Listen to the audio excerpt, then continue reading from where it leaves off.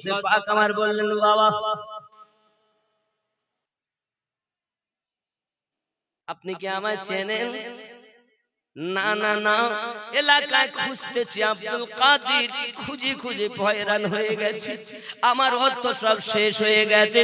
বলে আমাকে চেনেন? আপনি যাকে খুঁজতেছেন সেই আব্দুল কাদের হলাম আমি। সুবহানাল্লাহ।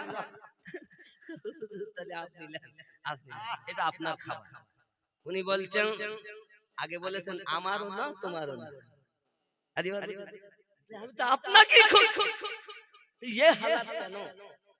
আমি তো শুনেছি বাগদাদের সর্বশ্রেষ্ঠ আলেম আপনি, আপনি মর্দে কালান্দার আল্লাহর মেহবুব, কিন্তু এই হালাত কেন? ইশক আমাকে এমন বানিয়েছে।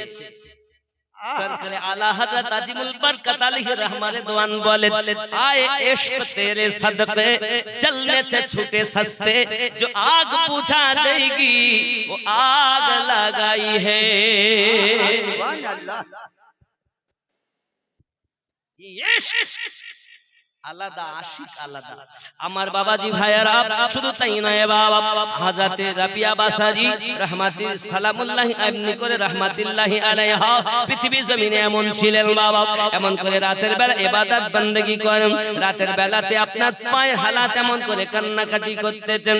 আল্লাহ আমার মনিবকে আপনি হেদায়েত দিন, আমার মনিবকে আল্লাহ আপনি কলেমা নসিব করে দিন, আমার মনিব যেন আল্লাহ তোমার পাগল হয় তৌফিক দিন, এমন করে আপনার দোয়া চাচ্ছেন। ওই মনিব রাতের বেলাতে না ঘুমিয়ে সারা রাত আপনার ঘুরতেছেন, ঘুরতে ঘুরতে কি মনে হয়েছে ওই দিন রাবিয়ার ঘরের দিকে যেই না আপনারা গিয়ে গেছেন, রাবিয়ার ঘরের দিকে গিয়ে যাওয়ার পরে দেখে আকাশ থেকে একটা নূরের শিকল ঘরে প্রবেশ করে, আর ওই শিকলের মাঝে যেন একটি হ্যালোজিনের মতো আলো জ্বলে, আর ওই আলোয় পড়ে রাবিয়া আল্লাহর দরবারে ফরিয়াদ করে, মালিক আমার মনিবকে তুমি হেদায়েত দান করো। সুবহানাল্লাহ। মনিব চিন্তা করছে, আল্লাহ যে মেয়েটাকে আমি এত আঘাত করলাম ওই মেয়েটা আমার জন্য দোয়া করে, সত্যি আমার আঘাত করা ভুল হয়ে গেছে, আমার অপরাধ হয়ে গেছে।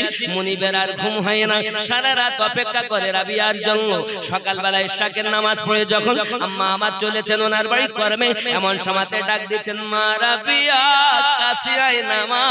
যেই না কাছে এসেছেন সঙ্গে সঙ্গে আপনার কিনা বলছেন, মা আমাকে তুমি মাফ করে দাও, আমাকে তুমি ক্ষমা করে দাও, আমি তোমার প্রতি অত্যাচার করে বড় ভুল করেছি, কারণ তোমার মতো নেককারিনী মেয়ে আমি জীবনে চোখে দেখিনি মা। আমি তোমাকে এত আঘাত করলাম, তারপরও তুমি আমার জন্য দোয়া করছো, আমার হেদায়েতের জন্য দোয়া করতেছো। সঙ্গে সঙ্গে রাবিয়া বাসারি বলে, আপনি আমার বাপ তুল্য, চাচাজির মতো, বাপের মতো, আমি আপনার কথা মনে রাখিনি, মাফ করে দিলাম। এমন মাফ যখন করে দিয়েছে, সঙ্গে সঙ্গে মুনিব বলছেন, মা রাবিয়া আজ থেকে তোমাকে আমার ঘরে দাসী হয়ে জীবন যাপন করতে হবে না, তুমি আমার কন্যার মতো বাড়ি থাকবে। সুবহানাল্লাহ। আজ থেকে আজাদ, যেখানে ইচ্ছা তুমি যাও, বাধা নাই। রাবিয়া বাসারি দেখেন, আমি যখন জায়গায় এলাম জায়গা আমার পরিষ্কার হয়ে গেল। এবার উনি বলছেন, চাচাজি আমার মন ভালো লাগে না, আমি শুনেছি ইলমে মারিফাত হাসিল করার জন্য আল্লাহর একজন প্রিয় বান্দা আছে নিকটে, যার নাম হলো হযরত হাসান বসরি রাহমাতুল্লাহ আলাইহি। যদি বলুন না সুবহানাল্লাহ। হযরত হাসান বসরি রাহমাতুল্লাহ আলাইহির কাছে রাবিয়া বাসারি গেলেন, যাওয়ার পরে উনি আপনার কিনা বায়াত গ্রহণ করে নিলেন। আরো জোরে বলুন সুবহানাল্লাহ। কারণ মহান আল্লাহ পাক কোরআন মাজিদের সূরা আল কাহফের 17 নম্বর আয়াতের ভিতরে জানিয়েছেন, বিসমিল্লাহির রহমানির রহিম,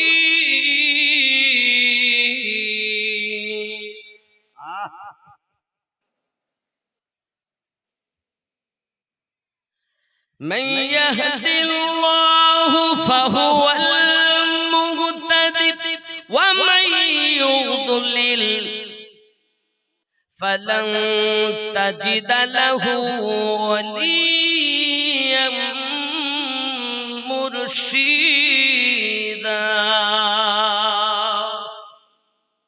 আল্লাহ যাকে হেদায়েত দান করে সে হেদায়েত প্রাপ্ত হয়। আল্লাহ যাকে পথভ্রষ্ট করেন পথ প্রদর্শক আউলিয়াকে মুর্শিদ রূপে পাবে না।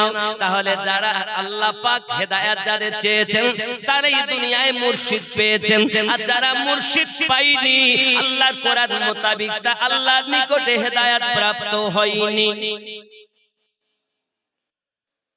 মুর্শিদ যারা পায় আল্লাহর নিকট হেদায়েত প্রাপ্ত তারাই। জোরে বলুন সুবহানাল্লাহ। মুর্শিদ গাউসে পাক মুর্শিদের গোলামি করেন। গরিব নওয়াজ 20 বছর পোটলা বহন করেছেন, করেননি?